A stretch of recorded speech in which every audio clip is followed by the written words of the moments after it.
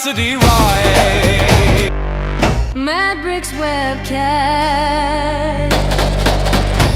where the human spirit flies.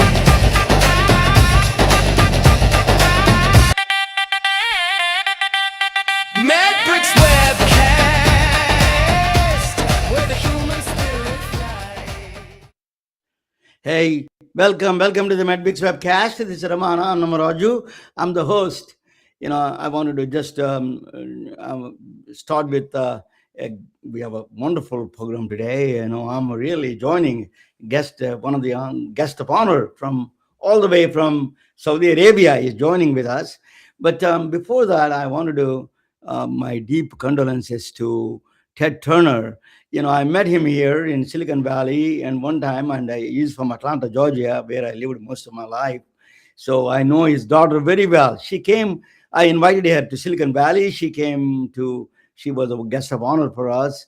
And then my deep condolences. He is a ground shaker, a groundbreaker, is a CNN founder, is a cable news network founder. He passed away today. Thank you. Yeah, I mean, he's great humanitarian, is a globalist, is a truly, but besides that, my condolences to Laura Turner, his daughter. And then let me bring you the good news. Now, let me introduce my co-host, Dr. Susan Davis. She's joining from Fort Myers, Florida.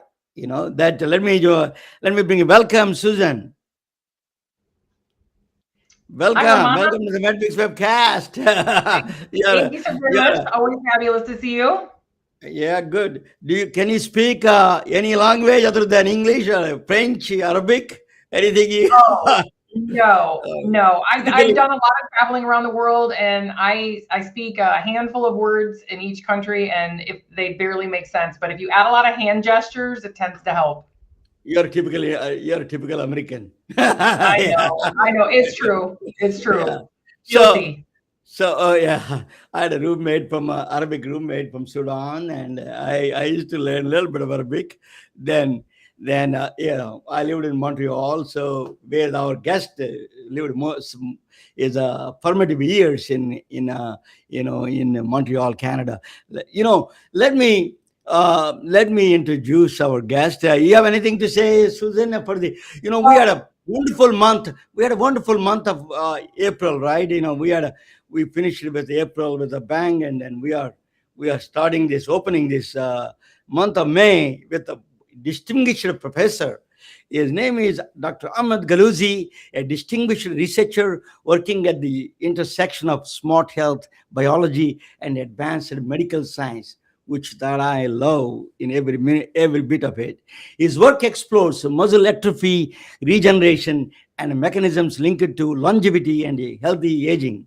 He is involved in research connecting microbiology and space science to human health and applications.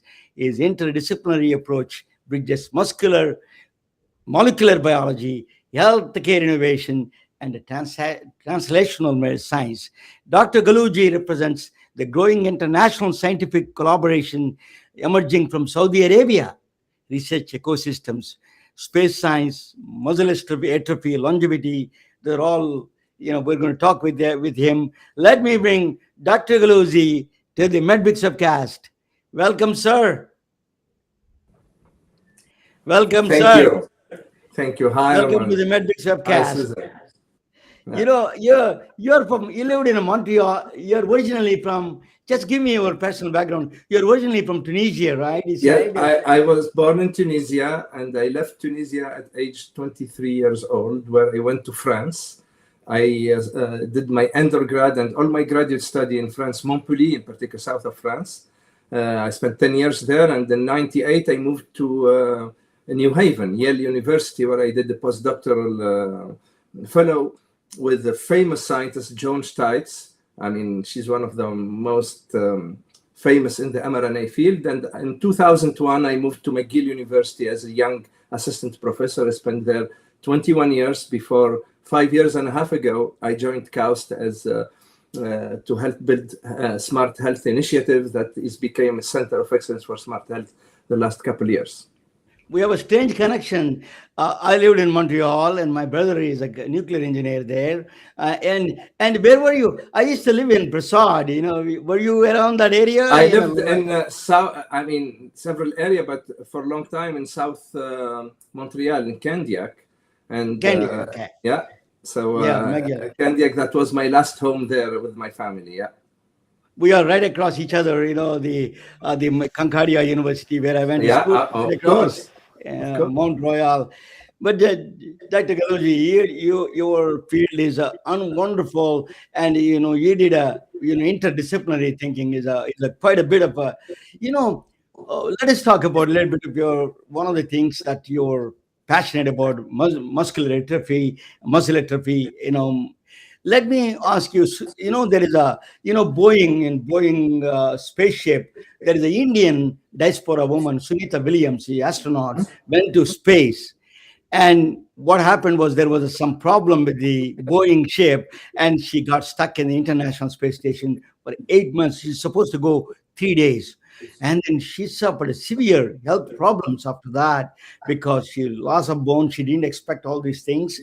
And then serious problem of muscle loss, bone loss, everything. So tell us a little bit about what do you think that space does to the human body? So, first of all, thank you. It's a great honor to be invited in your show, and really an honor to meet both of you. And you're touching on a subject really almost now I recently started being interested in. But the interest came from long interest for me in muscle physiology and muscle-related diseases, specifically muscle atrophy, what we call myopathy.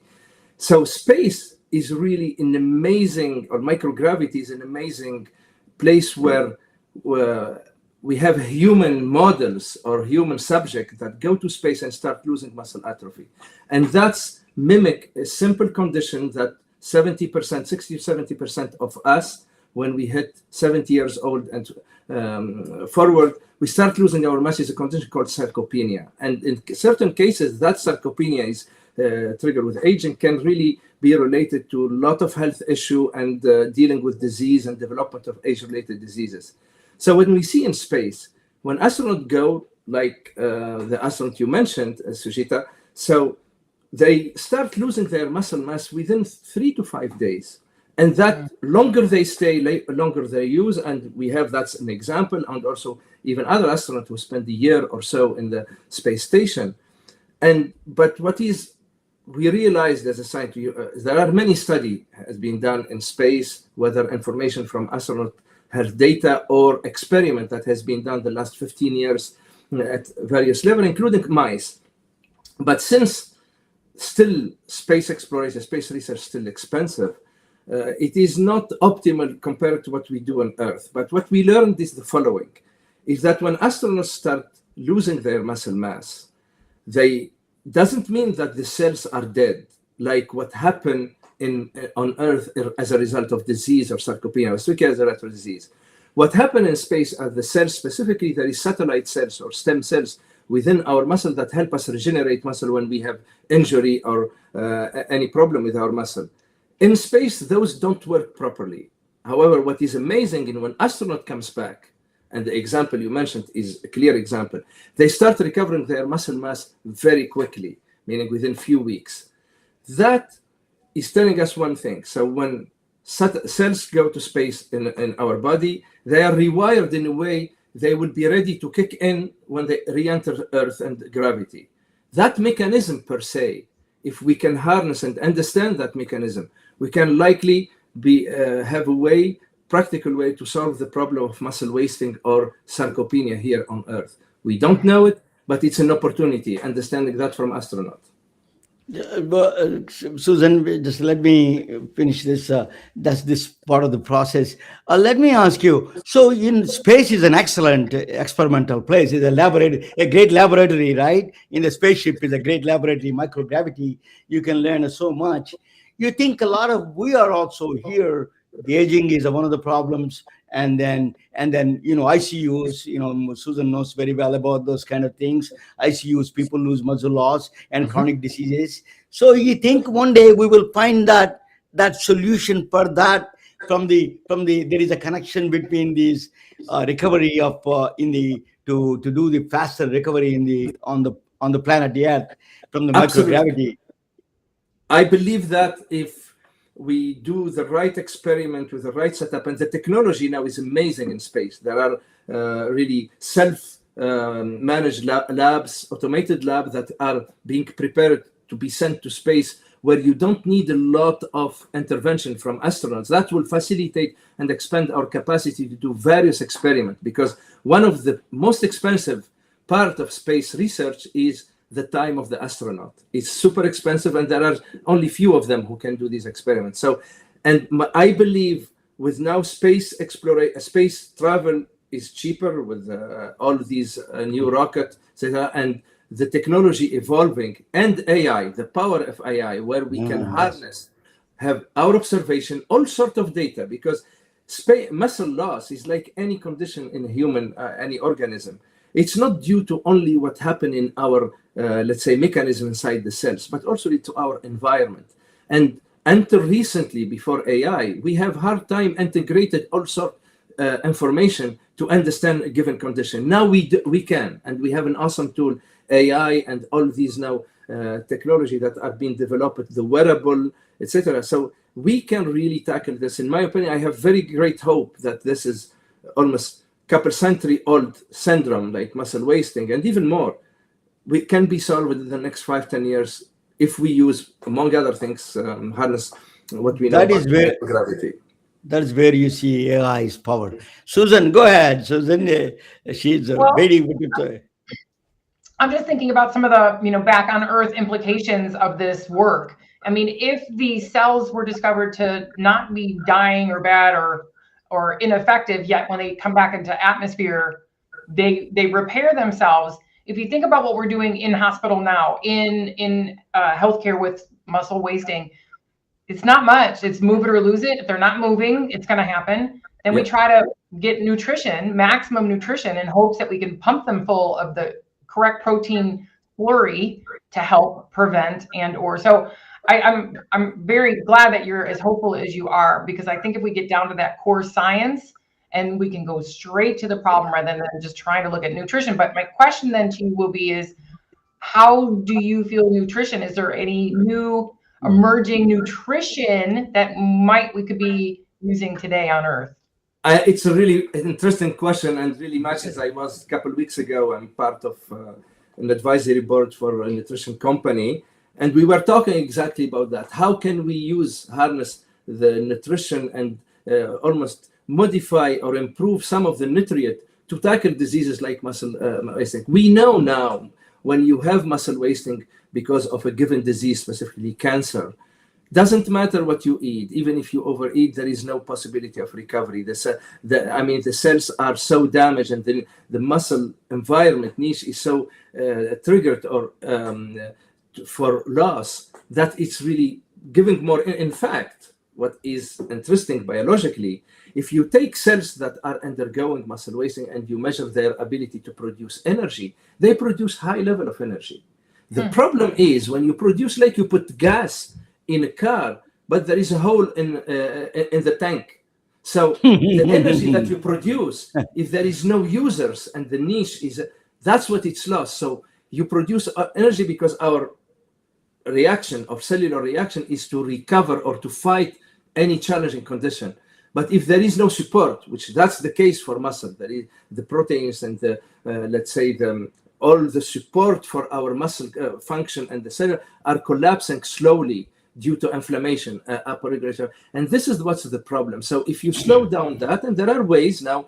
I want to leave the listener hopeful.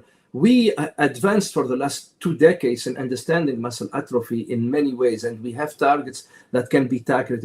But the problem is there is no one factor that trigger muscle loss. It's a multifactorial. That's why we need a multidisciplinary approach, not only medication, multidisciplinary approach to tackle such a problem. Yeah, and that's exactly what I was going to say. Definitely will be multifactorial. I mean, the word itself, smart health. We have smart TVs, we have all kinds of smart technology, but smart health is a pretty big mouthful. 2 words that mean a lot more than one fix. So I'm Absolutely. intrigued with all of your other areas that will end up feeding in to not just this one. I mean, there is the breakdown of an organism is very multi-layered. And so what's next? What's hot on the plate? So smart health, this is what brought me to smart health. Personally, just quickly on myself, I'm a molecular biologist. I built my career working on RNA and the biology of RNA and its relation to physiology or a disease the last couple decades of my career.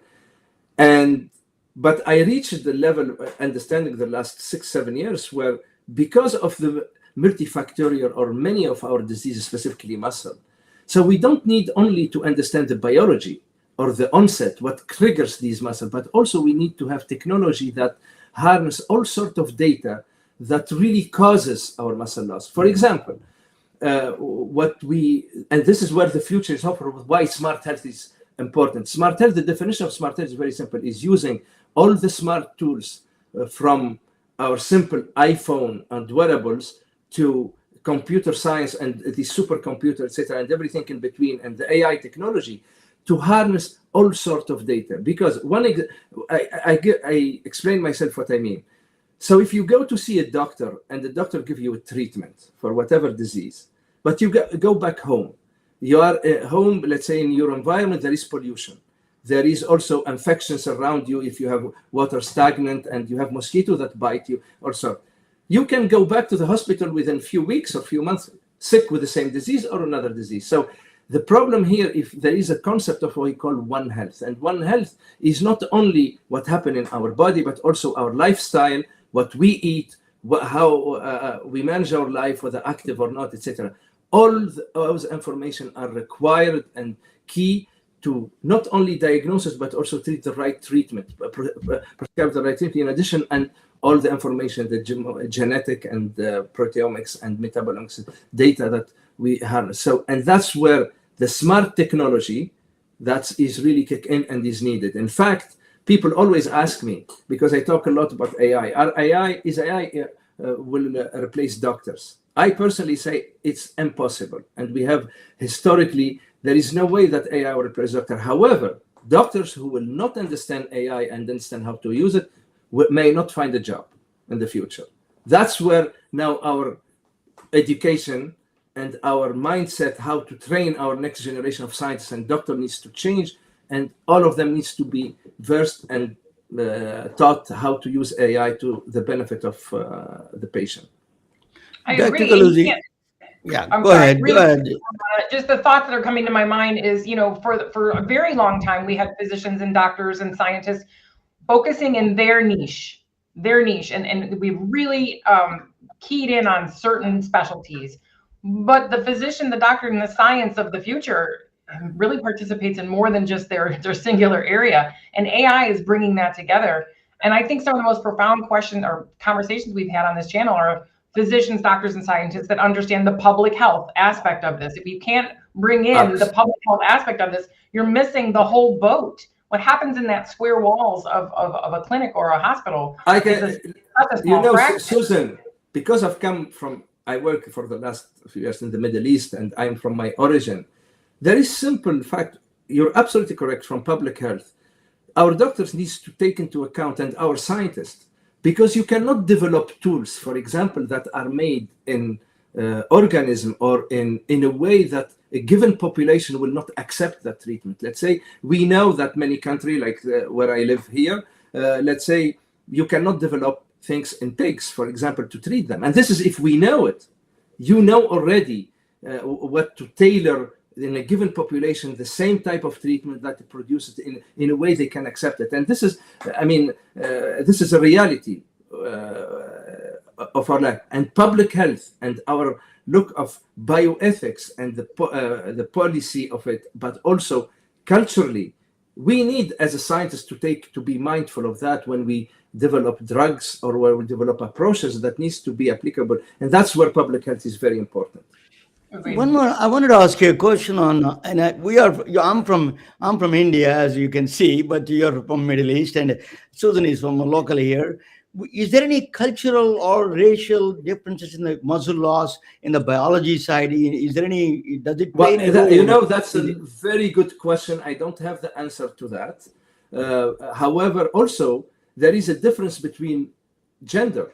Women and men do not react the same way, and this is where, until recently, 10 years ago, whether NIH in US or the Health CHR, Canadian Health Institute, and other entity funding research in worldwide, we were not paying attention to the gender difference, and now we know that's a key. So while I cannot answer, because I mean I don't have that information, and there is not much details on the field, the difference, whatever. But from let's say coming from different ethnicity, but I can tell you there is a difference how women and men react to develop wasting, and how also react to treatment. That's a big, and this is now a focus, and we.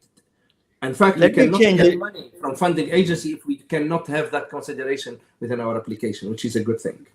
Quickly, Ramon, I have to just mention, because of the topic of women's in science has come up. I find that very gratifying to hear that from you, but I find it also just intriguing to think in 2026, we are talking about so many sciences. We're talking about muscle wasting in space. We're talking about the messenger RNA and CRISPR and all these amazing things. And a topic that's now just on the plate is, oh yeah, the other 50% of the species.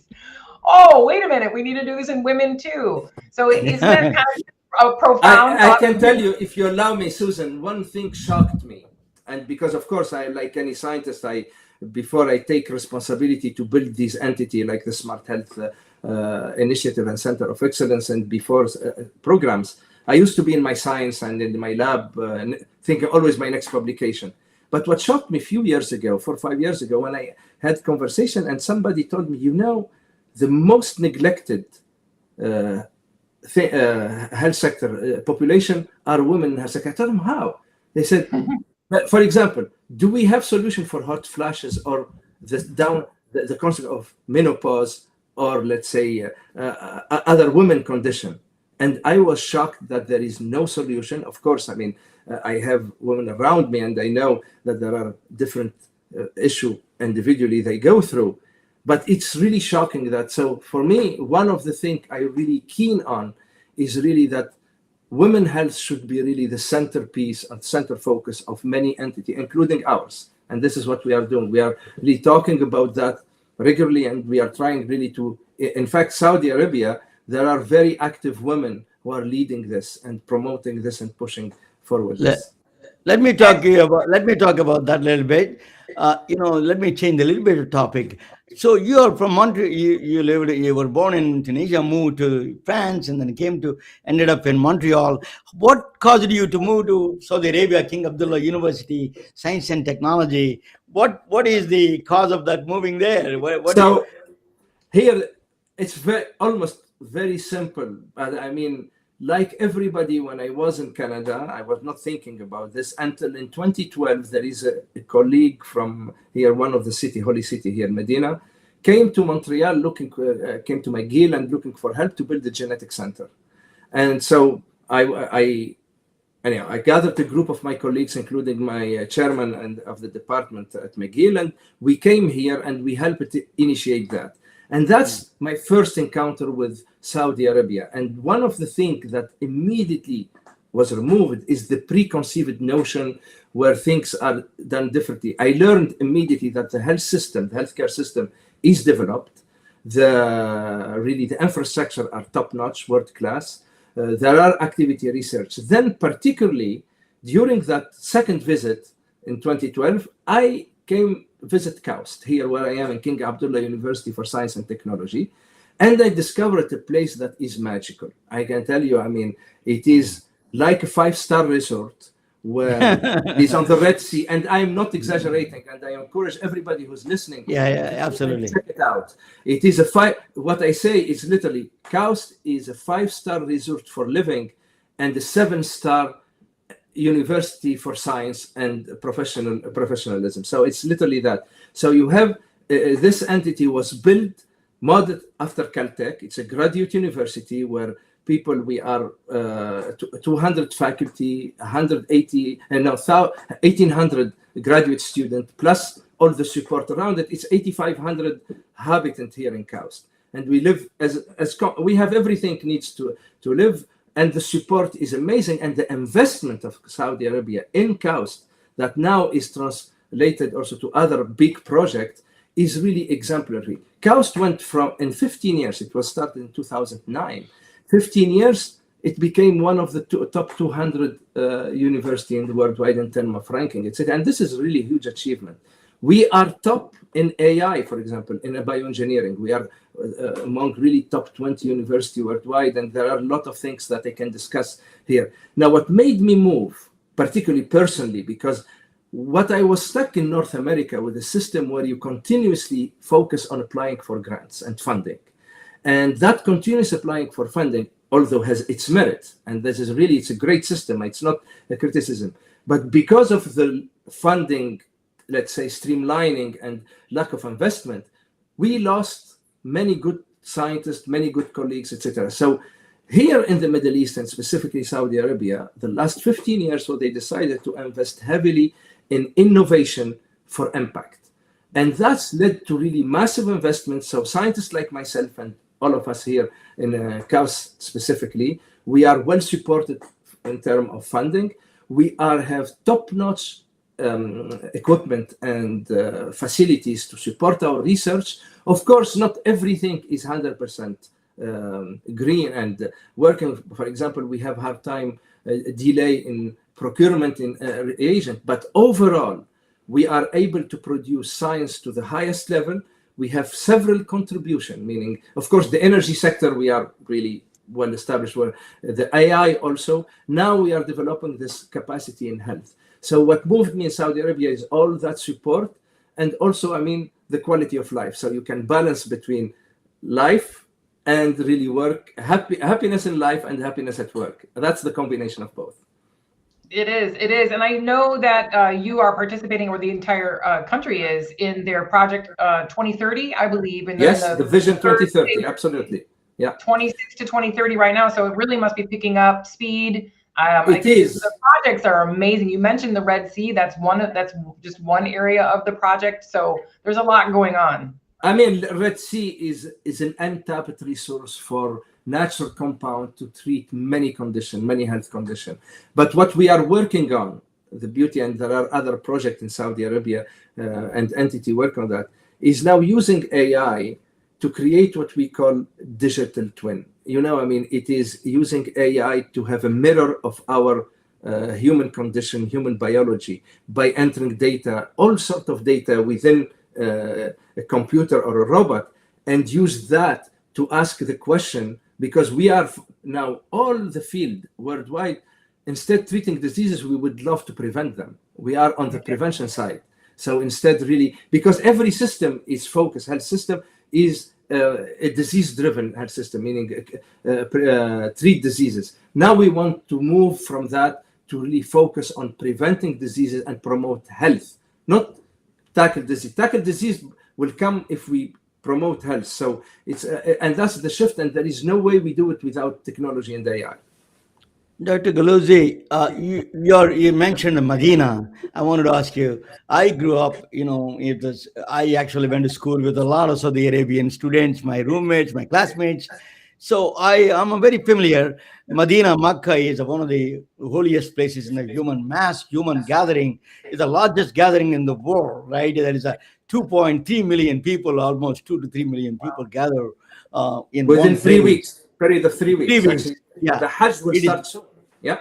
It's Hajj, amazing. How, I'm interested in the health point of view. How did the Saudi Arabia master that? Not spreading diseases, contain the diseases. I mean, containment of that, not spreading viral or bacterial infections. Really mastered Saudi Arabia that part. So, and honestly, I mean, this is a great question. Their systems of how they protected that kind of system there. So this is a great question, and it's in fact probably we are not really promoting and highlighting it enough. It is really almost a mini miracle, because for now, almost 15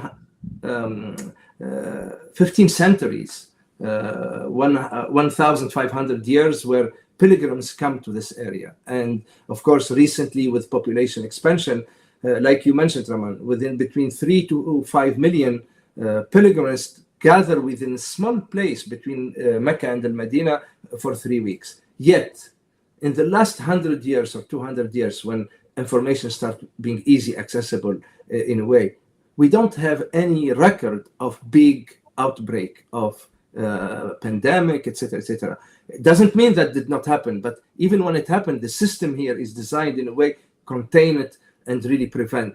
So Saudi Arabia developed a very strong and robust health system for prevention. So people, before they come, they are well, meaning they require to be vaccinated, to be screened, and there is also constantly testing the cutting edge technology to screen and monitor the crowd, for whether movement, but also from their health. I mean, KAUST here in my university is really contributing to that. For example, we are developing a drone system where we can equip it to really identify pocket of heat stroke, and you go from there. There are also systems that Saudi Arabia developed and developing where you can identify from the sewage whether pathogen will be outbreak. So you can identify early on an outbreak. And I can talk on and on. And the quality of people, the healthcare provider, and the people who are high quality, trained in top university worldwide, etc. So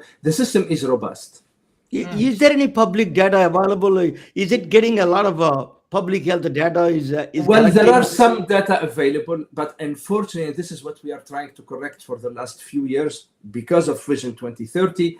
What the country realized is there are a lot going on, but there is not systematic data registry and data collection in a very structured way and standardized way. That is being corrected through building these awesome tools. I mean, the power of computer. Just in passing, KAUST has the supercomputer number 18 ranked Shaheen 3 worldwide that we launched last November. And through that technology, where we use really the cutting edge GPU, etc., to understand data and gather, now we are helping and we are offering, putting this, our capacity service of the country and the region to help develop those tools to collect the data properly and then use them for prediction and also tackle problems when they arise. My question moving forward, Ramana's specialty physics. We talk a lot about AI, we talk about machine learning, we're talking about health and public health and space. We talk a lot about physics on our show, and we like quantum physics quite a bit. Imed, what is your thoughts on the physics of all of this? And what do you think about physics kind of coming main stage in this healthcare conversation?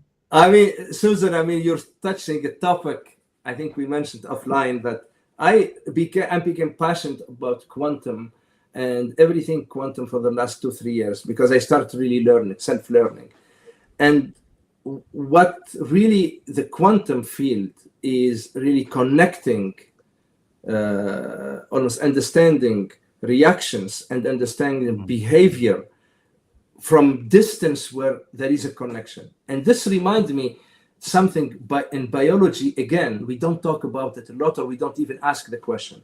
Within a given cells, and I'm hoping everybody know how tiny a cell is less than 10 micrometer, or so within that space, you have, for example, probably around 15 to 20,000 genes are expressed at the same time in any given cells, every microsecond. Those genes trigger hundreds of thousands or millions of reactions at the same time.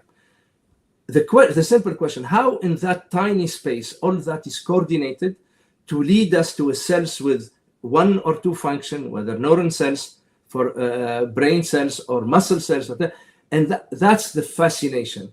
And if we bring it down to quantum physics, for example, let me give you an example in biology, and maybe I'm sure, hoping that the audience understand this.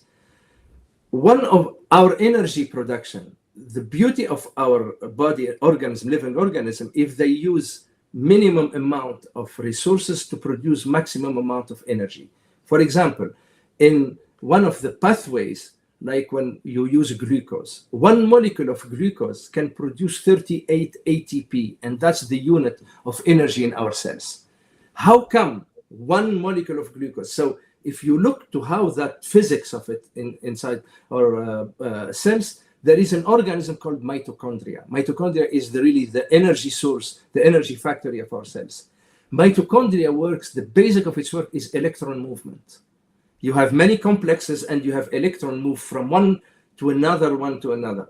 And that electron movement leads to ATP production, meaning the energy production. We do not understand, we know the machinery that move the electron, but to this day, we do not understand how that electron moves with very little energy or hardly any, yet it produces ATP. Just to leave the audience, and this is my own opinion, not my KAUST, whatever, just to disclaimer, I think quantum tunneling that is got the Nobel Prize just a few months ago, that will be probably the key to explain how electron and proton can move from one barrier to another without needing any energy, and then build on that. Now, it's my opinion. I think that's what quantum. So, but you asked the question. So, thank you, Susan, bringing it up. Dr. Gallouzi, you mentioned ATP. You know, there is a gentleman who really found out ATP. He's from my hometown in India, Dr. Yalapragada Subbarao. He is the one who found out the ATP. Absolutely, and he did not get the Nobel Prize. He deserves, well-deserved a Nobel Prize he's supposed to get. He is from my hometown. My father's name is same as him, and we are all in the same small India village. produced fantastic scientists. So there are many fantastic and Nobel laureates. I'm from India. I mean, it's a beautiful country, very, very powerful scientifically. Yeah, I have a lot of colleagues from there. Do you think go ahead, Susan? You wanted to ask you some questions about I think one of the things that we are interested in. You're learning quite a bit about this science of body intelligence. Body intelligence is the new phenomena. Regeneration, people, longevity is the biggest. I go to Silicon Valley, everybody talks about longevity here. Okay. Yep. Regeneration, these are the people, billionaires here wanted to live forever. Yeah, of course. So, I mean, we are human. We are all a human, of course. Human. So how do we think this science of the ones we are working on it is going to help the longevity aspects of it? So some of them are really kind of a fake and kind of a pseudoscience, but real science is coming up, right, in the longevity side. Tell us, you're a scientist, you can tell us. To me, the longevity has several components. We touched on nutrition, we touched on lifestyle, but also longevity. First of all, I prefer living healthier life than longer. Ideally both. Ideally both. I mean, I'm a human too. I mean, I would love to live longer and healthier. But if I have to choose, I would prefer healthier. So we add healthy years in our lifespan. That is the goal, at least the philosophy of healthy aging and the longevity field. The longevity field is really, we progressed a lot on understanding how our cells age and adapt to the aging condition. Now, in my opinion, what is the next step is how can we understand the multi-interactions of different type of cells in our organs, how they talk to each other, and how that can lead to adaptation. Because as I mentioned, I think I mentioned this or maybe offline, when we talk, for example, women who has BRCA2 mutation, we know from the science, the statistic is 70 to 75% of those women will develop breast cancer. But what we don't ask is what happened to 25% of women who carry the mutation but never develop breast cancer. And we know there are adaptation mechanisms that suppress the deleterious effect of that mutation. What if we harness that? So this is extend that to longevity. What instead I'm going to suppress, let's say, disease X or condition X, really go hard. and they forget about other conditions because maybe they arise. What if we step back using the technology, using this machine learning and AI, we understand how the body evolves and adapts, and we can trigger adaptation mechanism as we go. So and forgive me, my colleagues scientists, we don't need probably to treat all the diseases as long as we can live with them.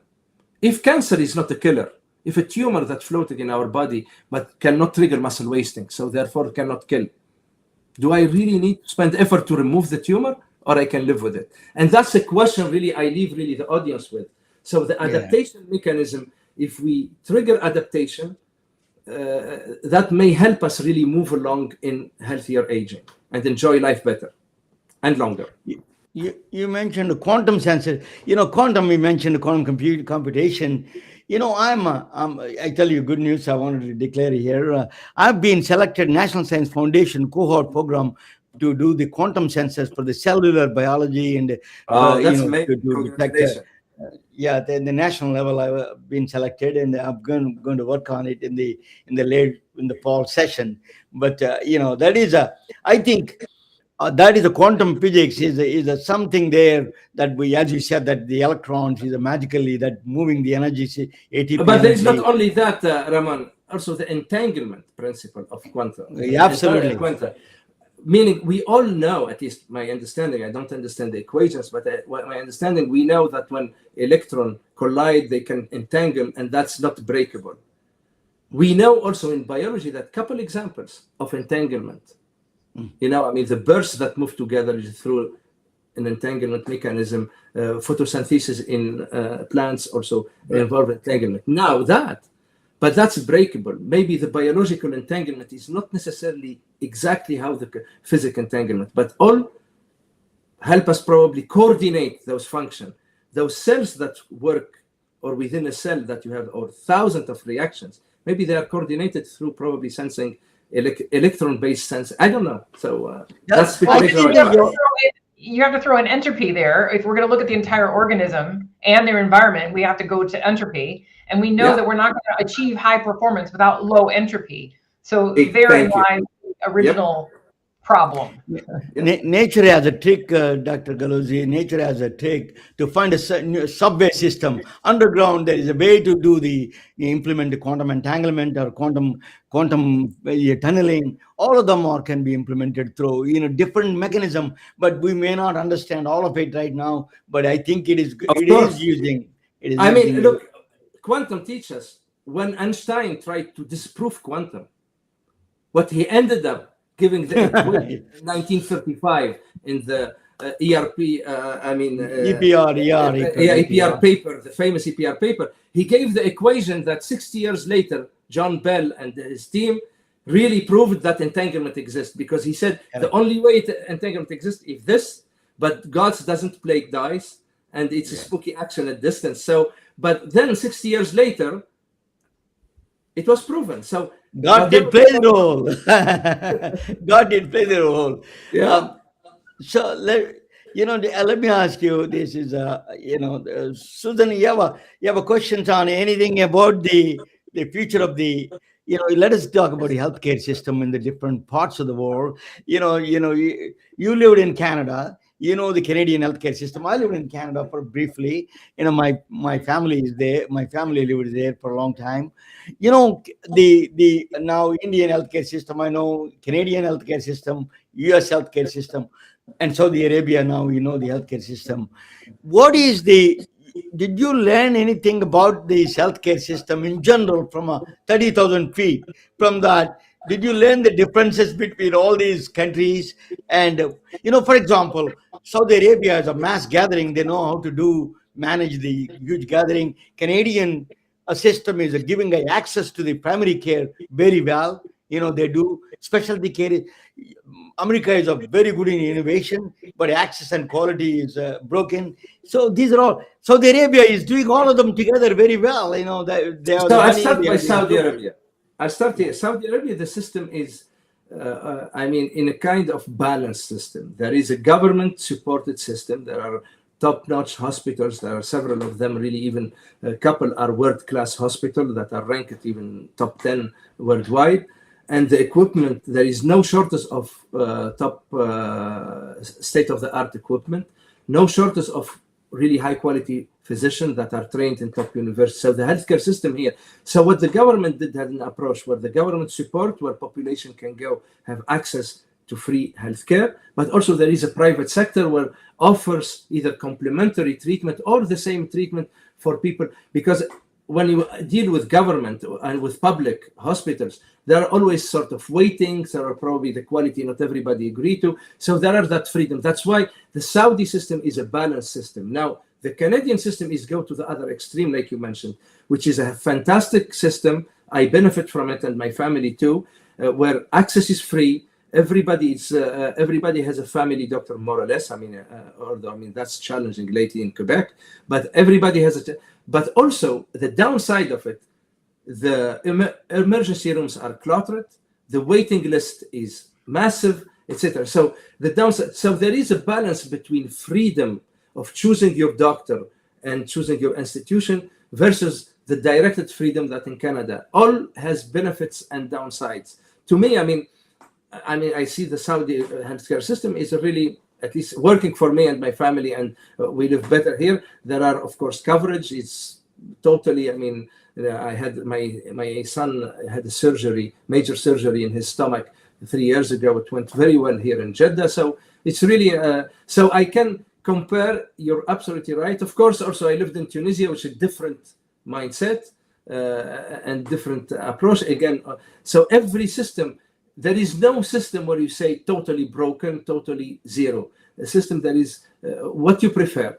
Rich people prefer probably go in the US and pay a lot of money to access to top-notch institution worldwide. That's another choice too. So my thoughts are that as the science improves like it's doing by the minute, then so will everything else around it. When we solve from the core with our science, then the broken parts of our healthcare system. One of our esteemed guests reminded us that the largest hospital in the world is our homes.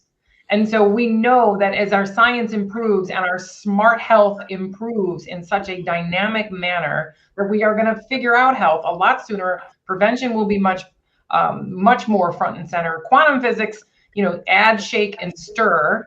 And I think I like that. I think the broken parts of healthcare around the world will fix it. It'll just fix themselves. But look, a principle I believe in is healthcare. It's not. It is also a right for every human being to benefit from healthcare, access to healthcare. This is what I believe, my core belief personally. As does ours. Same. Dr. Susan Davis, she is a doctor of nursing practice. She is a strong advocate and champion for the woman's health, heart health particularly. So the woman's health she is always championing that cause. You think that the world needs that, particularly women's health, we need to improve that area of the heart health in the women's area.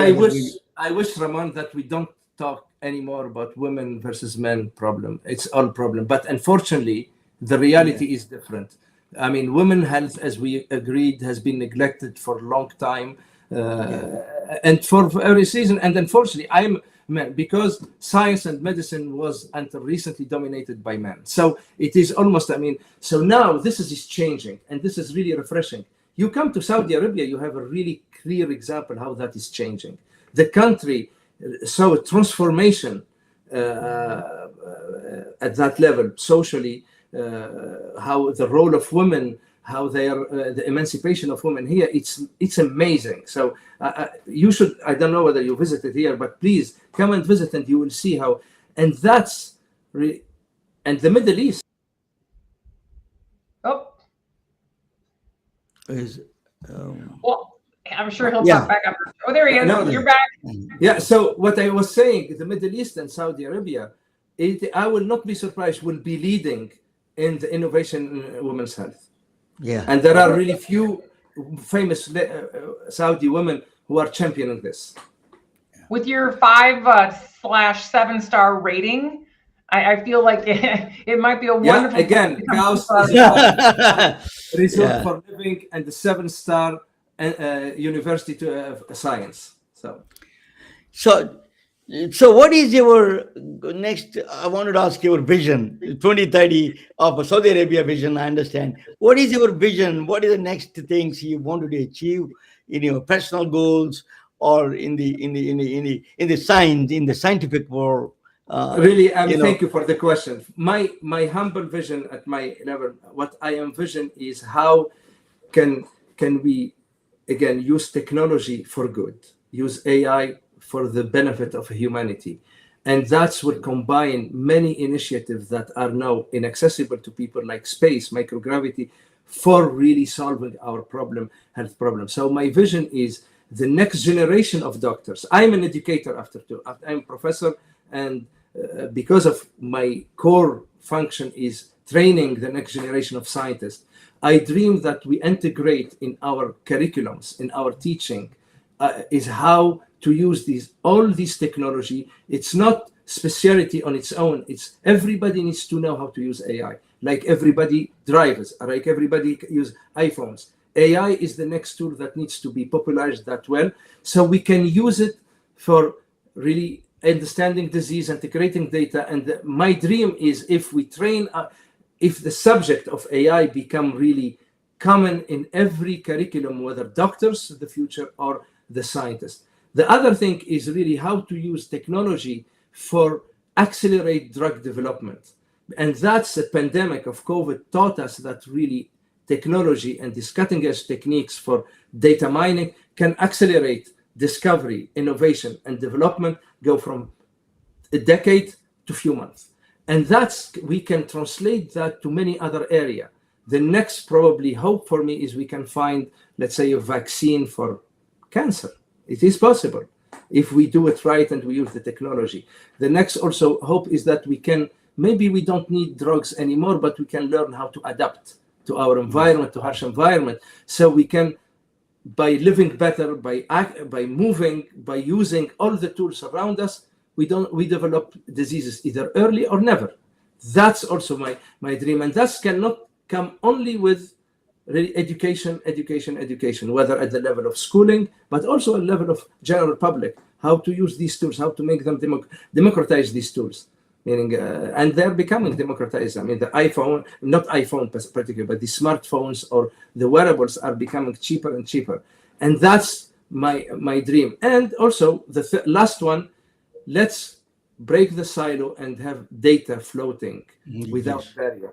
Because that more data we harness, better informed and better solutions that we put, whether for prevention or treating diseases or diagnose them early. So brilliantly said. I would add one thing to that, and I think it's something we've touched on throughout this entire conversation, and that is, even you said that your physics knowledge was self-taught, self-learned. And I think many physicians, many scientists across all disciplines, we're just talking about physics for the first time and stopping and self-teaching. So I would add that in order to improve our future where we're going, AI and all of the above, adding physics and quantum physics should no longer be an outlier, something that we all have to stop our day to go and read and figure out, because it's not easy doing it by yourself. Totally.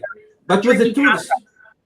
Susan, with the tools in hand, it becomes easier and easier to digest this information, and lay person can understand them. So That's the goal for Dr. Gallouzi, I remember the Islamic golden age of Islam and science and mathematics.